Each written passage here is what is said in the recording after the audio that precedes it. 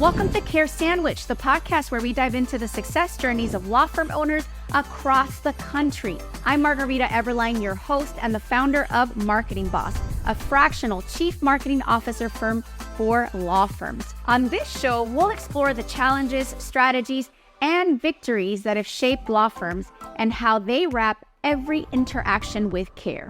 Because we believe that caring isn't just a value, it's a strategy for success.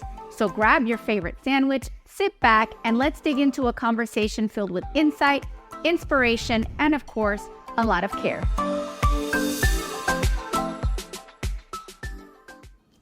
Hello, everyone. Welcome to today's episode of Care Sandwich. I have Moshe, who is a law firm financial advisor, a law firm business CFO. He goes by many different titles, and one of them is the money guy. If you own a law firm, you want to talk to this guy about how to budget, how to grow, how to forecast, how to price, how to give incentives to your sales and intake team, all that fun stuff. And I want you to go ahead and give us an overview in your own words about what you do, how you do it, and why do attorneys come to you for help? Sure. Awesome, Margarita. Thank you very much for having me here. Fellow podcast host. So I host the Profit with Law podcast. For your listeners or viewers, you want to check it out. It's Profit with Law in any podcast player, as well as Profit with Law on YouTube. I wear a number of hats, including daddy. I have 7 kids, 3 grandkids, and they're a big focus of my life. And also the preceptor for me entering and doing the work that I do today. I started as an IT specialist straight out of high school, never went to school. My mother just wanted to get me off the streets. She knew that I was, not that I was that bad a kid, but I was hanging out with friends till 1 a.m, sleeping till 1 p.m. Typical thing you would do at 18 years old. And I do that now. What are you talking about? I'm jealous. I do the go to sleep at 1, but I don't do the wake up at 1 in the afternoon. No, I wish I did. So yeah, my mother wanted to get me off the streets, do something productive. She knew I liked computers or had some knack with computers, and she introduced me to a local computer vendor, and that got me a gig. I was an apprentice for him first, and then I started working, and it turned into a whole career. Fast forward, I was director of IT. I was running a major operation. I was earning 6 figures as a 20-something-year-old. But I went to buy my first house. I was 21. I got married at 19. I had my first kid at 19. People You think I'm grew crazy. up fast. I'm crazy. But had my second kid on the way. I was 21 years old, and I said, okay, we need to buy a house. Went to my mother, and I said, I've got the income to pay a mortgage, but how do I save for the down payment? And she said, well, funny you should ask, because your grandfather... Now, my grandfather left Nazi Germany when he was 11 years old. He lost his mother and his twin siblings in the war, came with just his dad. His father had some money, and he was an orange merchant. He had orange orchards, but all that was taken away from him. But he had some money stashed away that he converted into diamonds, sent it ahead to his cousins in New York. They went to Israel first. Ultimately, they ended up settling in Washington Heights, New York. He started a diamond merchant business with the small amount of inventory he had sent forward, before him, and was there waiting.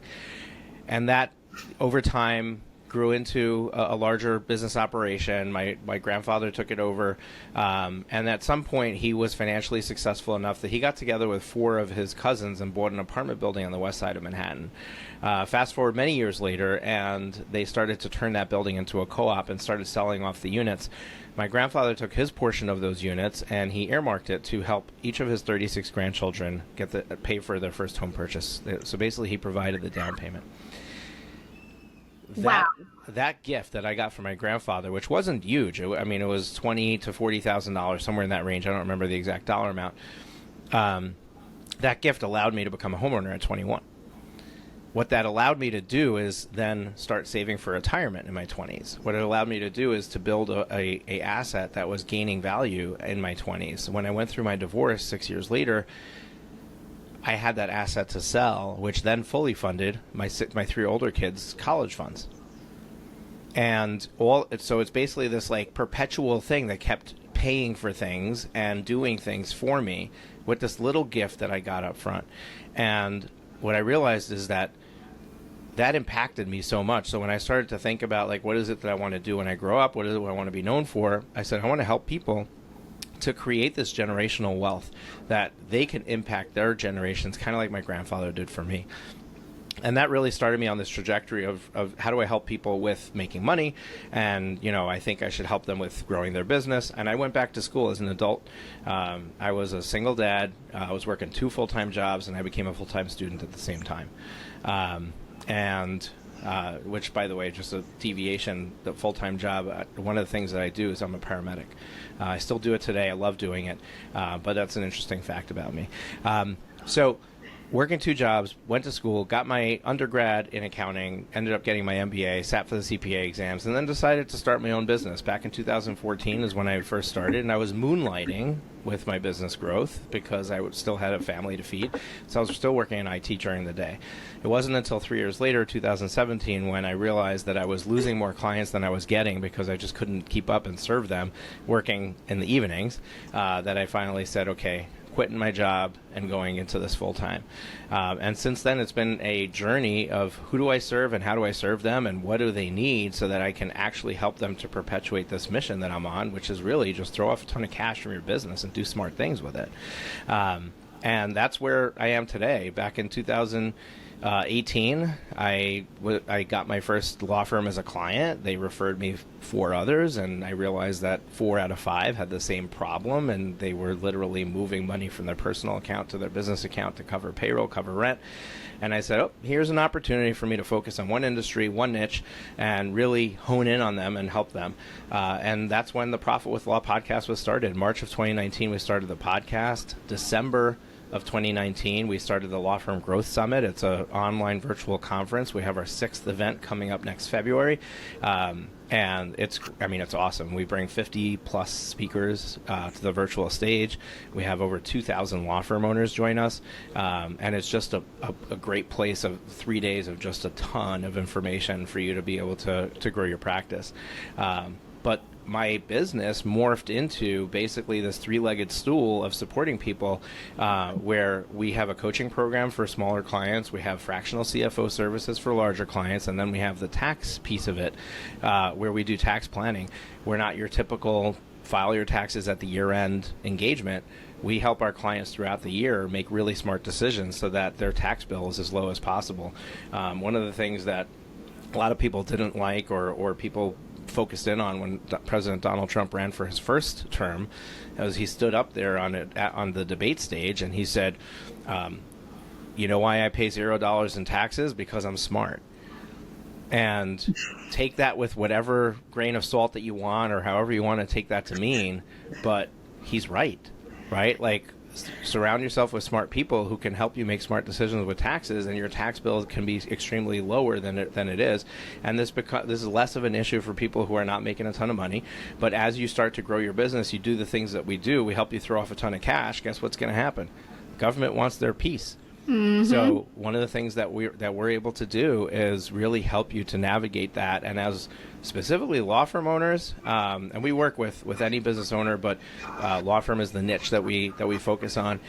Specifically with law firm owners, there's unique opportunities that I would tell you that 98% of the accountants out there don't know about, that we can help you be smarter than the rest when it comes to your taxes. But that's a very short, long story of my background, how I got here, and who we serve and how we serve them. So I'm first going to make a comment, but before I make my comment, I'm going to ask my question, but let me make my comment before you answer. So the question is, what is the difference between how you think through the financials and how like an accountant might? Okay, so that's my question. But first I have to say, wow, your story. Like, what a beautiful story. The foundation of your business is this wonderful generational legacy. And I find that to be so touching. I think this is the first time that you shared it with me. So I was like, wow. And I can relate not from the financial standpoint, but like, my grandmother was a big influence in my life and the way that I have structured my business. She was this amazing, like, overcame whatever hustle, like, widow of like 11 children, and like sold chickens and just made it work. And a prayer warrior. And I see that her fingerprints in my business. So like, I just have to say, like, wow, how beautiful it is to hear that story. Thank you for sharing. And what an honor it is for your clients, I'm sure, to know that this isn't just about a business. It's a legacy that's almost in your DNA. So I just think that's beautiful. And I wanted to make that comment. Now, back to my question. I love that, and we'll get to your question in a moment, but just to amplify that. So first of all, our mission statement is to empower all people with wealth creation so that this and future generations can lead a better life. And it means different things to different people, right? Like Warren Buffett is going to leave, billions of dollars to charity. Like that's how he's going to leave his legacy. I'm sure he's leaving a legacy for his family too. But it doesn't have to be children and grandchildren. Like there's a lot of people out there who are like, okay, that's not important to me, or I don't have the children or grandchildren.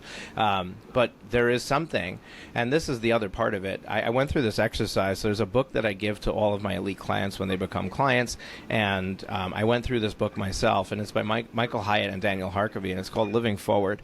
And this book is all about creating a plan for your life, and it focuses on the different domains of life.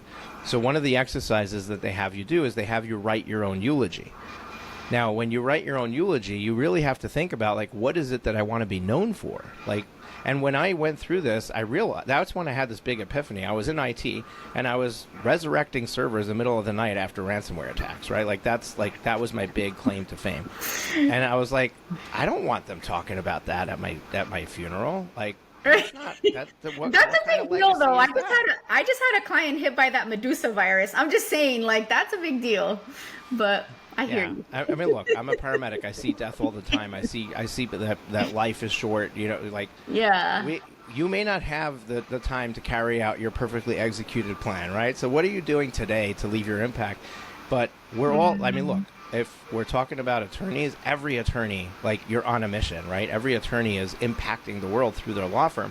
But then I ask the simple question of, like, if that's your lasting impact, do you want to do it, like, based on how many people you personally can serve, or do you want to have a bunch of attorneys serving a bunch of people, right? Like, how far do you want to amplify the amount that you are serving the community or the world with the stuff that you're doing?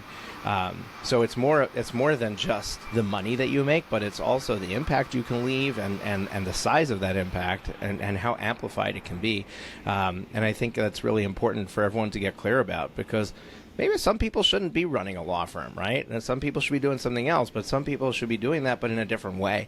And to answer your question about how I see things different than an accountant, there's a few things that I do that I think are unique, not necessarily unique in the marketplace, but unique from the numbers or financial perspective. Number one is begin with the end in mind. Accountants are typically looking at how you did and judging you from your past, right?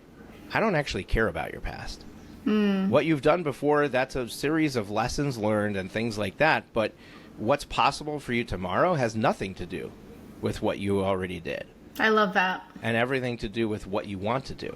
So the first place that I go with any client in any type of engagement is, what is it that you're really trying to create?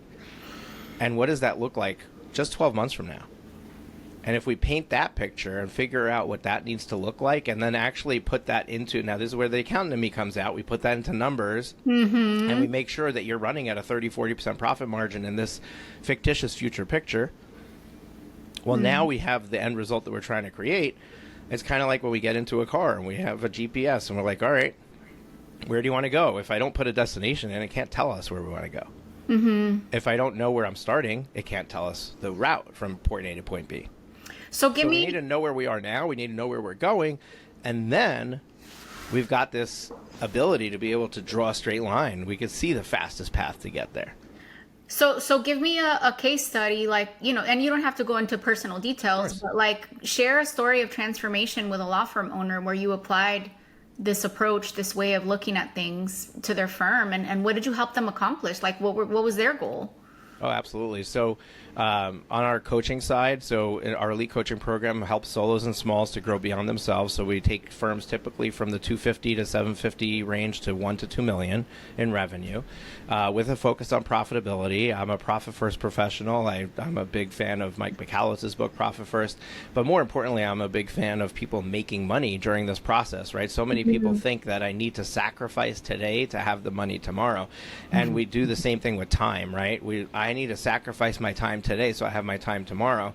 And I'm very intentional with being anti that.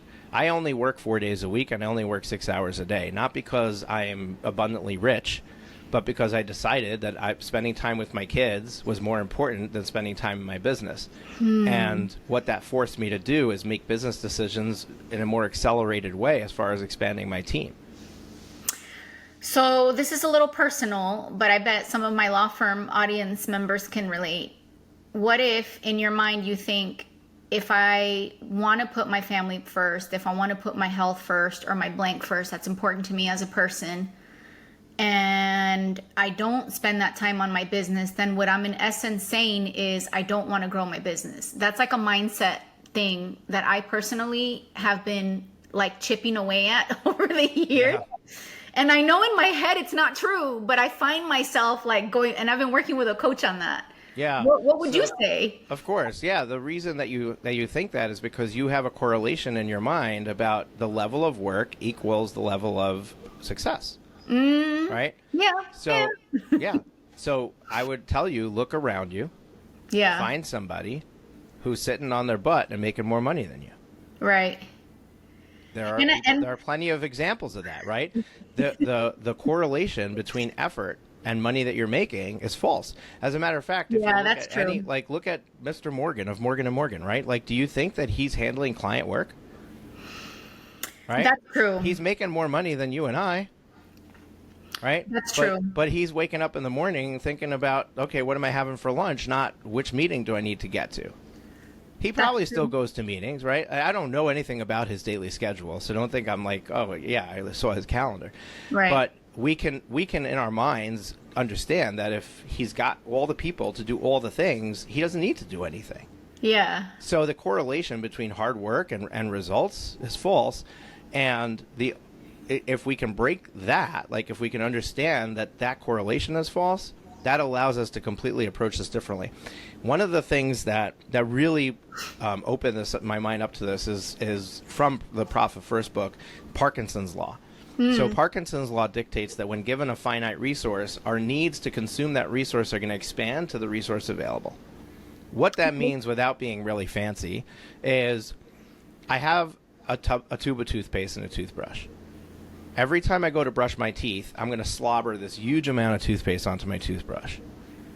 When I get to the end of the toothbrush and there's only a little bit left and I'm eking out the end of it, somehow I'm getting a little tiny pea-sized amount of toothpaste on my toothbrush, and I'm still able to brush my teeth. And I feel just as clean as when I threw the glob on. As a matter of fact, when we throw the glob on, half of it's ending up in the sink anyway without even going into our mouth, right? So what that means is that we can make do with less. And looked at the other way, if we give ourselves less of that resource, we're going to find ways to get the job done, even though we have less of it. So what I found is that if I just put parameters on my work schedule, and I say, I'm just available from 10 to 4, that's the time I'm working. There is no other time. And if you say, well, I can't do that, well, you are doing that. You're just doing it with an expanded resource, right? Like you're doing it, but you're doing it from 7 a.m. to midnight. But at some point, you need an off switch. You got to go get some sleep. You're not staying up night after night after night. So you are limiting that resource, except you're allowing your body to force you to limit it, as opposed to you just being a big boy or big girl and limiting it yourself. The reality is that if we make it a finite resource and we create that boundary and we don't violate that boundary with rare exception, it's going to force us to figure out, how do I get this job done if I don't have enough hours in the day? And what's interesting is that 90% of what you do could be done in those hours. So one question that I get asked a lot, that I wonder what's your methodology to approach this, is at what point does it make sense to hire people in a law firm? Whether, like, I get asked a lot about like marketing professionals, intake people. Overall, what's your process when you're advising, or what do you look for as, okay, you're ready to hire more people, to delegate more? Yeah, the right time is probably about 6 months before you ask the question. Okay. So here's the thing. And one of the things I've been going to the marketplace and really screaming from the rooftops about is that every law firm owner should be hiring an attorney from the day they open their door. Right? Because the moment that you think of yourself as the attorney, you have just set yourself on a path of slow growth for the next 20 years. That's true. And That's because true. And this is, I mean, people say, oh, you're just stealing this from, what's his name's book, Michael Gerber's book, right? He gives the example of the baker and how she's like really passionate about her work and she's doing the baking, but until she brings on another baker, she's limited on what she can do. When you are the attorney, if you see yourself as the attorney, there's a max capacity you have. Clio did a study back in 2018, and they surveyed 2,000 law firms, solo law firms. And what they found is that the average solo law firm owner is producing billable work of 2.4 hours per day. Mm-hmm. They're billing 1.9 of those hours, and they're collecting 1.6 on average per day. Now, if you're listening to this, you're like, oh, no, I do more than that. I would invite you to think about the days. How did you know attorneys talk like that? I would invite you to think about the days you don't do any work, right? Or the days you're only doing sales conversations, or you're only meeting with clients, or like when you start to add it all up together and then divide it by the total number of work days, you're going to find that study is spot on. And the reason is because as the owner, you're doing a lot of things. You have to be the billing clerk. You have to be the collections person. You have to be the marketer, the salesperson.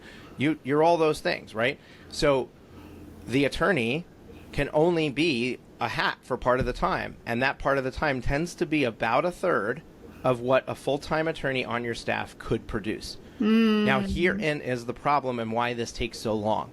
There's nothing wrong with you starting that way if you can figure out to switch. The problem is that we get into this catch-22 of thinking I can't hire somebody until I am making enough money to be able to pay their payroll. That was going to be my next question, because I get that a lot. Yes. Mm-hmm. And the problem is based on the math I just shared, you're never going to get there. Because when you're producing a third of what they can produce, you're never going to have enough money to feel financially successful enough that you can bring on that person. And therefore, it requires you to change your mindset and be a business owner, an investor in your business. And an investor understands that I make the investment first, and then I reap the rewards of that investment later. That's true. So just like in the stock market, I can't say, okay, I'm going to take the appreciation of Apple stock for the next 12 months, and at the end of it, I'm going to buy it. Right? You got to buy the shares, and then 12 months later, you can sell it and reap the rewards of what where those shares went. Yeah. When I hire an attorney, I need to invest $10,000, $15,000 a month in their salary, and then 3 months later, I'm producing $45,000 more in revenue because of the capacity they just gave me, and now I can pay back my investment. Okay. With marketing, I need to invest $10,000 in marketing so I can get $100,000 in revenue out of it. Yeah. If I wait for the $100,000 in revenue to come and then earmark the marketing budget, it ain't going to ever come. Right. So that's when we're operating from this mindset of when I get there, when I get the success, I'll be able to do it. We're already operating from the wrong frame of mind, and that all starts from seeing ourselves as the attorney. The moment that we see ourselves as the business owner or the investor, we realize with investment comes first, and then we could have hired that attorney on day one. That attorney is doing the legal work, and now we have one game to play. I got to bring $10,000, $15,000 of revenue in the door to cover that attorney's salary. And then I have the next phase of that game to play. I got to make more money so I can pay myself. And then we have the next game to play. I got to make more money so I have more money to invest in my business. Well, guess what? One attorney should be worth about $750,000 to $1 million in revenue for your firm. You, as a solo practitioner, can only do $300,000 to $500,000. You'll never get to $1 million as a solo practitioner. with very few exceptions. I mean, like 1% or less than 1% of the firm owners out there could figure out how to do that. Sam Malai and Joey Vitale are examples of people that I know that have built million-plus law firms. But in all fairness, their law firm is based on an area of law that really doesn't need the attorney to do the work. They built their firm off of the backs of non-attorney personnel doing the work, and that's the secret sauce for those people. But any area of law that you needs the attorney doing some amount of that work, there is a limit on what one attorney can do, and then the limit for the owner is about a third of that. Hey there, I hope you're enjoying the conversation and your sandwich as much as we are. I want to take a moment to share a few words about our sponsor, Marketing Boss. If you're a law firm owner looking to supercharge your growth, our team at Marketing Boss is here to help. We've got over a decade of experience and a proven track record, and we specialize in growing law firms like yours with data-driven marketing leadership. So if you own a law firm and you're ready to get a predictable, steady flow of cases from your marketing, let's connect at marketing-boss.com. Now, another question that I get that I would love to get your insights on, what is a decent cost per case? You can answer this. I know. It's an unfair question. I just it's think not it's an fun. unfair question. It's just one of those questions You don't that's know, going to but- make me sound like an attorney because I'm going to answer it depends, right? Yeah, I know. But let's play a little. Let's explore. Right. What are Here's some the thing, scenarios? and this will really help our audience wrap their head around it, because it's different for every practice area. Yes, absolutely. And the reason it's different for every practice area is because every business model has different things it allows. So, for example, let's say criminal defense. Criminal defense is a very high-touch practice area. The attorney does 75% or 80% of the work. 20% is done by support staff, whatever, preparing motions and responses. But most of the work's happening in the courtroom, right? Because of that high-touch volume of the attorney is going to have a much lower capacity as far as how much revenue they can generate. And therefore, there's more inputs of the revenue. So every dollar that comes in, maybe 50 cents of that dollar is going to actually delivering legal services. Okay. If I want to make a 40% profit margin, that only leaves 10% for my marketing, my overhead, and everything else. Right? So it becomes very difficult to invest a lot of money in marketing in that scenario. Let's take estate planning. Estate planning, every estate plan with a trust takes maybe 2 hours of an attorney's time. Now, we're going to have listeners who are going to throw their beer at the wall and shatter the glass because they're like, what are you talking about? I spend 10 hours. Yeah, but you don't have a drafting paralegal. You don't have somebody collecting the documents from your clients. You're doing it all. So, of course, it takes you 10 hours. But if we really think about the things that the attorney has to do, the attorney does not have to be there for the sales conversation. The attorney does not have to be there for the signing. The attorney needs to just review the file, review the draft, make sure it's good. That's fair. Yeah. Right? So the attorney only, like in a most efficient run firm, the attorney spends 2 hours on an estate plan. If we say that means they could do 3 estate plans a day, I'm going to do math live here on the show, right? 3 estate plans a day, 5 days a week, 48 weeks a year. Okay? That's 720 estate plans. At $4,000 an estate plan, that's, guess what, $2.8 million in revenue. Now, every estate planning attorney out there, if I said an estate planning attorney should be able to bring in $2 to $3 million in revenue, would say, you're on drugs. The reality is I'm not. And if you run your firm efficiently and figure out how to bring these clients in and have other people doing the lower level tasks that don't require an attorney, you absolutely can. And this is where we get to unlock way more marketing spend for somebody who's doing estate planning versus somebody who's doing criminal defense. Because if, let's say the support staff costs just as much as the attorney. So we're bringing in $2.5 million in revenue, but we're paying $250 for an attorney, we're paying $250 for support staff, $500,000. That's 20% of $2.5 million.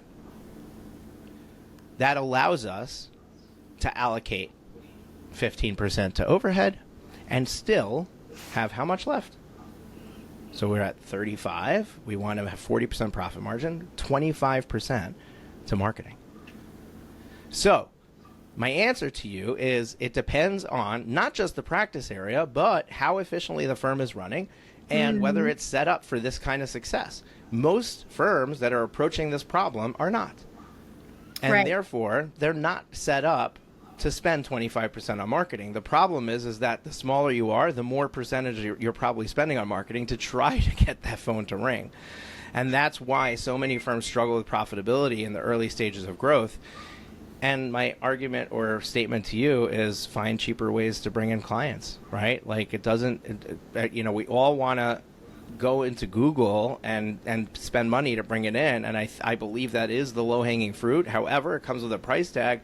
And the bigger boys have much more money to spend, and girls, they have much more money to spend, and they are going to outbid you and outperform you at every step of the way. So where can you put your effort, say in estate planning, right? Like, what can you do? Well, you can go and make relationships with financial planners and hold workshops and do something that costs you a lot less to really build up that client base so that you have the war chest of money to spend on digital marketing. But digital marketing is not the answer for most of the brand new fledglings, really small attorneys, law firms going just from solo and beyond. Now, GLSAs is an exception. You're paying per lead. Like if you can get Google to send you traffic, great. But you still need to convert it, right? You have to have a good sales process. And we can go into all kinds of directions with this, right? Yeah. But that's where our secret sauce is get really, really good on how you measure this. Yeah. Because that will tell you a story. We just had a meeting with one of our fractional CFO clients today, and they're doing estate planning. They're building. They're trying to get to $300,000+ a month in estate planning revenue. Okay, so they're not a small operation. They're very serious. And we looked at 4 things: show up rate from their advertisement to the workshop. It's an in-person workshop. Performance conversion from the workshop to their next step, which is a strategy session for them. Conversion from the strategy session, like show up rate to the strategy session, and then conversion into a client. So 4 junctures that we had data, metrics of how it's performing. They wanted to go in one direction with what they wanted to tweak in this process to try to improve results. I said, 1 second, let's let the numbers tell the story. Let's take the same 1,000 number of people coming in or 500 people coming in, and let's just see if we are able to increase each of these rates, what happens. And what ended up happening is the biggest opportunity you would think was the close rate at the sales conversation, or maybe the show up rate to the initial the show up rate to the initial meeting. Or guess what? They thought it was the conversion rate in the meeting, like getting more people in the meeting to actually book the next session, because that's where they're seeing people, and they're seeing less than half the room is converted. When we put the numbers in, the real opportunity that was going to give them the biggest jump in revenue was getting people to show up, from booking to go there to actually show up and be there. And the second best opportunity was the conversions on the sales conversation. And now if we marry those two together, improving those two, not major improvements, just significant enough, it has a value for them of $200,000 in revenue a month. So what those kinds of conversations do is it allows us to hone in and focus in on, okay, the only thing we're doing for the next 90 days is we're figuring out how to get more people who actually click on this ad and say, I am interested, I'm coming, to actually show up at the door. They have a great process right now. They've got phone calls and texts and email follow-up, right?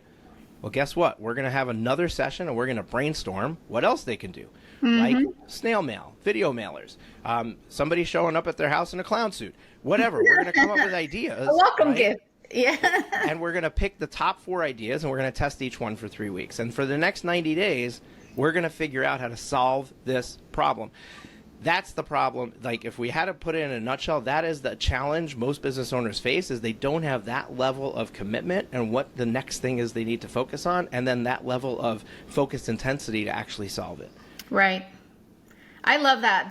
That warms my heart, because I can relate to the process of, before we throw more money at something, how can we improve what we're already doing? And I know sometimes I annoy my clients with that. Like yesterday, I was meeting with a client and he's like, I want to do billboards and I want to do this. And I'm like, whoa, whoa, whoa, whoa. Like, who's going to answer the phone? What's going to happen when we get 20 more phone calls and there's no one here, like, to answer the phone? Like, we can't do this right now. Like, let's first address that.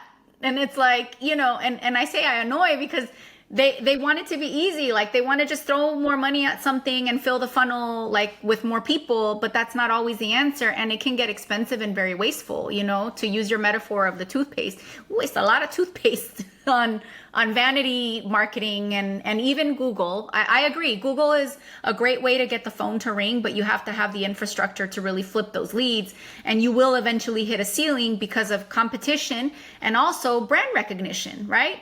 Morgan & Morgan in the PI space is constantly branding. So they're going to have that brand awareness advantage when somebody sees their Google response ad right next to yours, Acme Law, that no one's ever heard of. So yeah, but I could talk to you all day, and I know I promise you one of our clients is doing about 1,200 inbound leads from Google a month in one of their divisions. And we were on a call, and the person who was handling those the initial intake, shared that their answer rate was 80%. And I said, whoa, what? Go back. Whoa, what's your answer rate? And then I said, okay, the only thing that we're going to focus on for the next 3 weeks is how to get that answer rate above 90% and then 95. Like, that is our goal, right? I didn't need any math or data to tell me. I just understood that when you get a phone call from Google, somebody who never heard of you before, they're not trying to reach you again. Nope. You're not the vet with their dog being sick, right? Yeah. You're a random number on a random list of other people who showed up, right? Whoever is going to be the fastest to answer, the fastest to talk to them, 80-90% of the time is getting the sale, right? They were able to get them their answer rate over 90% in 3 weeks. And the following month, after this 80% answer rate, they increased their revenue by $120,000. I love it. By simply making sure that that phone got answered. And, you know, this goes back to another Clio study that they did in their legal trends report. This one's referenced a lot by the answering service companies. They surveyed, once again, 2,000 law firm owners, pretending to be somebody looking for an attorney to represent them. What they found is that 66%, 2/3 of the firms they called, either did not answer the phone the first time, did not call back a voicemail that was left, or did not return a call after the first conversation. So that means that if you simply answer the phone and talk to somebody and follow up with them, you're in the top 1/3 of law firms. Right? Wow. These are the crazy things that, like, they're so stupid simple, but when you're trying to wear all the hats, do all the things, it becomes almost impossible to focus on this kind of stuff. Right. And listeners, I might say, like, if you're small, you might say, oh yeah, these big fish, they could focus on it because they got the team to do it.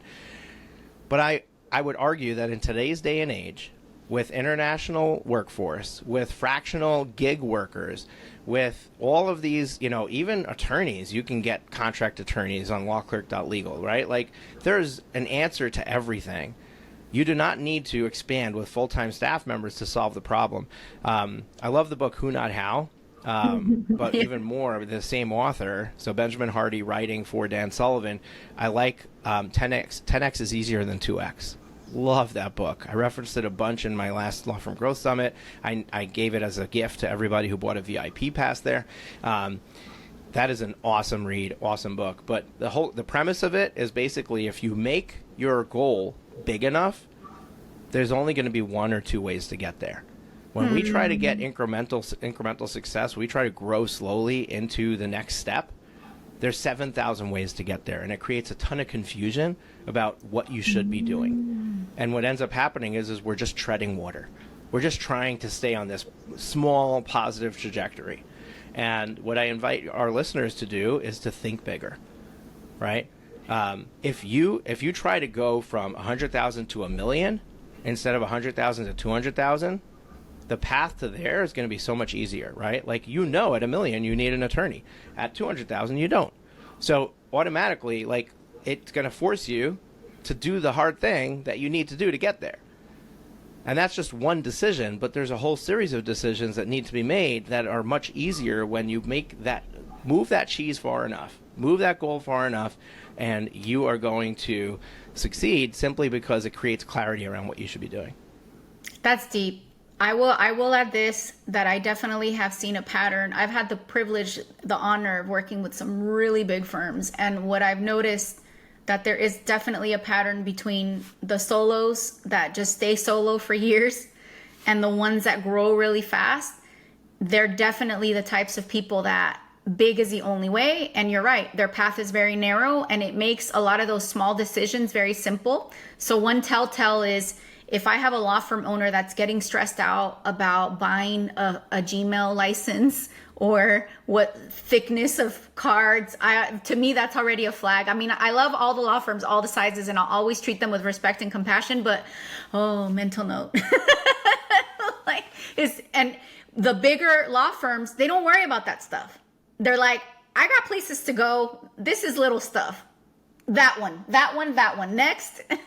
So there's definitely that pattern. We have the same exact thing. If we're in a sales conversation for our elite coaching program or our CFO services, if the sales cycle is very easy, very little resistant, it's just like, okay, where do I sign? How do I get started? They are 90% more likely to succeed than somebody who needs to be convinced to be there. And that's just, I mean, you guys know that. I mean, even law firms know that as clients, right? Like, if I get somebody in the door and it's a breeze to sell to them, they're going to be a great client. If they're nickel and diming me in a conversation about using us as their attorney, guess what they're going to be doing? They're going to be calling my office every day, right? They're going to be that PIA client. And, we get to have a filter on and decide how we want to, one of the things that nobody takes me up on this, but one of the things that you can do is, when you have somebody who's like hemming and hawing at the price, is raise the price. Like, you know what? I see that you're not sure about this. I just want to tell you that, the price just went up. It's now, 7,000 instead of 5,000. We're the best that you're going to get. If you're looking for a cheap solution, we're going to encourage you to go there. That's what we're doing right now. If you want the best, that's what it's going to cost. If they want you badly enough, they're going to cough up the 7,000. You know what they're going to do after that experience? They're going to respect you a ton more. Yeah. So I'm gonna cut out this piece of the podcast and add it to my nurture sequence for the law firms that did not buy.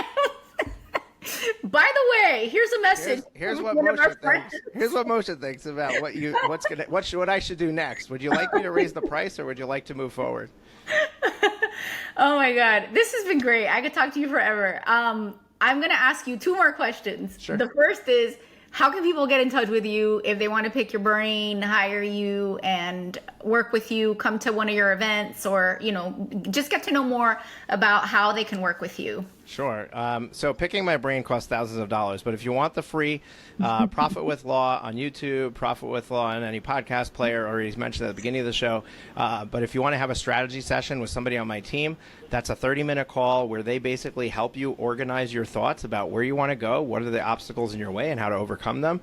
And then from there, it can be an exploration of whether we're a fit and we can work with you. That strategy session is absolutely free. It's about 30 minutes long. Go to profitwithlaw.com/strategy session, and I'm hoping you're going to provide the links to that so that people can just click on it.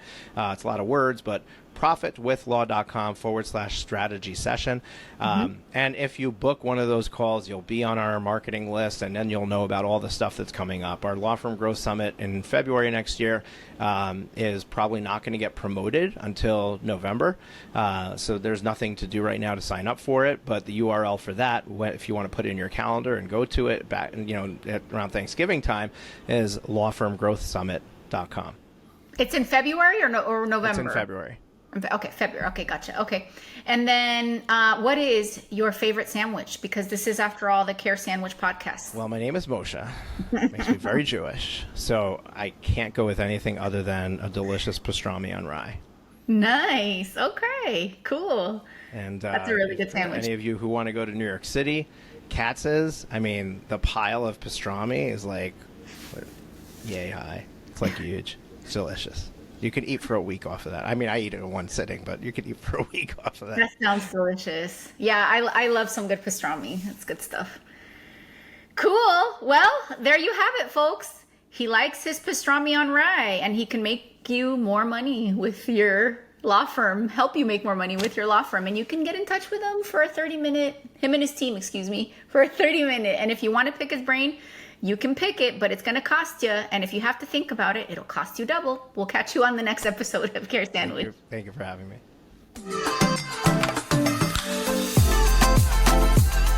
Thank you for joining us on this episode of Care Sandwich. Remember, the way we care for our clients, our teams, and ourselves can make all the difference in our success. Until next time, keep caring, keep growing, and I'll see you on the next episode of Care Sandwich.